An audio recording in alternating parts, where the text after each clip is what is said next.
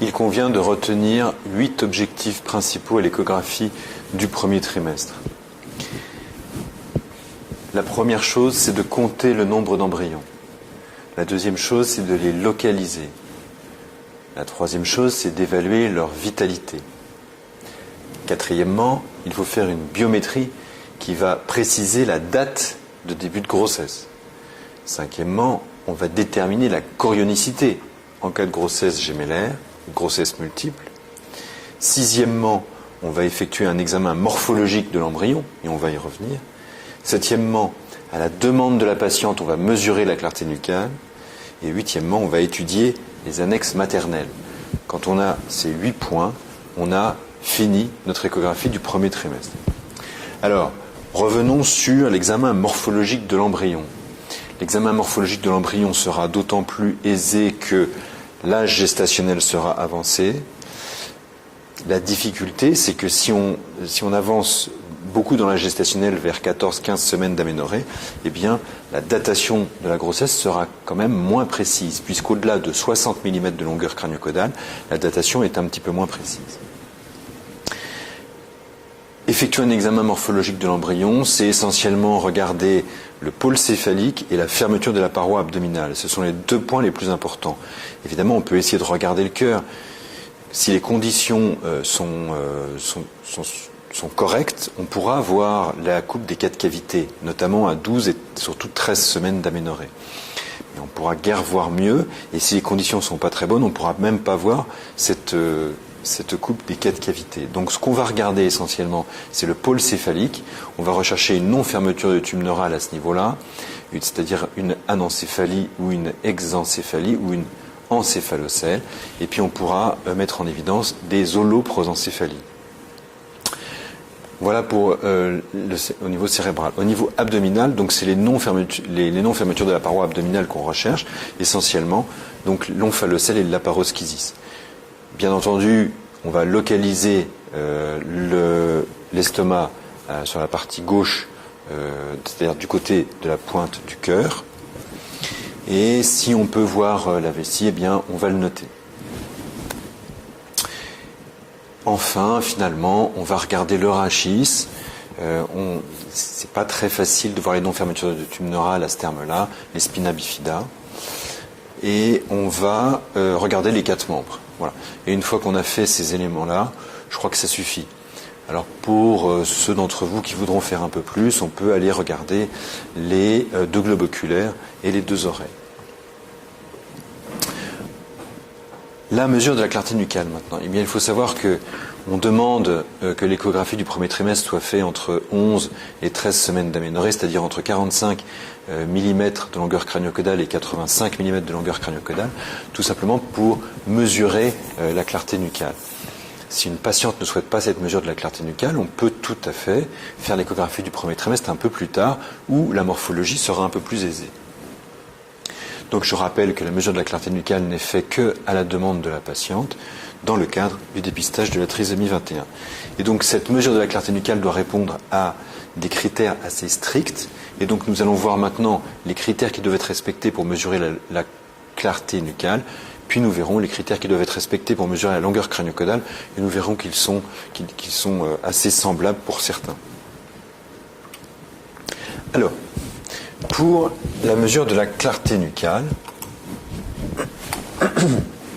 il faut que la coupe soit sagittale. C'est-à-dire qu'idéalement, on doit avoir la pointe du nez, la mandibule et puis le diencéphale. Vous voyez que c'est cet aspect un petit peu en tête fémorale du diencéphale. Les plexus choroïdes n'apparaissent pas. Ici, le cliché est excellent pour faire cette mesure de la clarté nucale. Il faut bien comprendre que certains embryons ont un pôle céphalique qui est un petit peu en rotation par rapport au tronc, et donc il ne faut pas trop s'attacher à avoir le rachis sur toute sa longueur jusque en bas du coccyx, bien entendu, du sacrum. Donc tous les embryons ne sont pas forcément en position de garde à vous comme ça, et donc le rachis ne sera pas toujours visible. Voici une coupe qui est tout à fait acceptable. la pointe du nez n'est pas vraiment visible, mais on n'a pas le globe oculaire, on n'a pas les plexus choroïdes, c'est tout à fait correct. Celle-ci est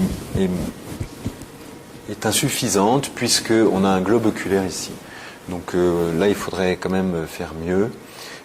Et encore moins bien, on ne voit que les plexus choroïdes et on ne voit pas la partie médiane du visage. Pour la position des calipers, regardez ce schéma ici. Il faut que les calipers soient positionnés dans l'hyperéchogénicité de la clarté nucale, au bord de l'anéchogénicité, mais au préalable, il faut avoir diminué franchement le gain pour que l'interface entre l'hyperéchogénicité et l'anéchogénicité soit la plus nette possible, qu'il n'y ait pas de flou. Or, tous les appareils aujourd'hui créent un certain flou et donc il convient de diminuer le gain pour bien écarter les calipers. Rappelez-vous que en dessous de 1,6 mm de clarté nucale, le risque de trisomie 21 n'est pas augmenté. Donc si vous trouvez des clartés nucales autour de 0,8, 0,9, c'est que probablement vous mesurez pas tout à fait assez large. Donc n'hésitez pas à mettre les calipers dans l'hyperéchogénicité et non pas dans l'anéchogénicité après avoir réduit le gain. Alors voici d'autres images. Le zoom, eh bien, il faut qu'il soit correct. Voici une image qui est bien zoomée, voici une image qui est zoomée tout à fait correctement. Et ici, on est à la limite de ce qui est correct, puisque l'image embryonnaire doit être d'au moins 75% de la largeur totale de l'image. Donc ici, on est à la limite de ce qui est correct. Plus petit serait vraiment inacceptable. La position de la tête, elle doit être en position neutre, c'est-à-dire qu'on ne doit pas être en hyperflexion, on ne doit pas non plus être en hyperextension. Ici, c'est correct, on a du liquide entre le menton et le sternum, c'est correct. L'amniose doit être visible en arrière de la clarté nucale, c'est la petite membrane ici qui est l'interface entre le liquide amniotique et le cellome externe. Ici, on ne voit pas bien l'amnios, ce n'est pas correct. Et ici, l'amnios n'est pas du tout visible. Il convient quand même de dégager cette membrane amniotique sur le cliché. C'est probablement le critère le moins important parce que c'est un critère qui permet de vérifier la qualité du cliché a posteriori.